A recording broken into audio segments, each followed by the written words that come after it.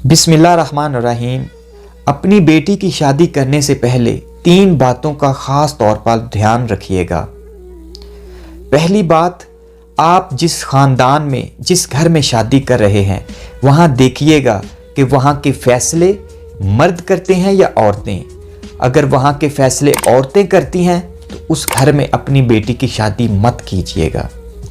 दूसरी बात, जिस ख़ानदान में, जिस घर में आप अपनी बेटी की शादी कर रहे हैं, वहाँ देखिएगा कामयाब शादियों की रेशो क्या है और तलाक याफ्ता की रेशो क्या है। अगर वहाँ पर तलाक याफ्ता की रेशो ज़्यादा है तो अपनी बेटी की शादी मत कीजिएगा। और तीसरी बात जो बहुत ख़ास और बहुत लाजमी देखिएगा कि उस घर की ख़वातीन, उस घर की औरतें बेपर्दा तो नहीं, उस घर की औरतें बेहजाब तो नहीं, उस घर की औरतें बेदीन तो नहीं, उस घर की औरतों की इज्जत की जाती है कि नहीं।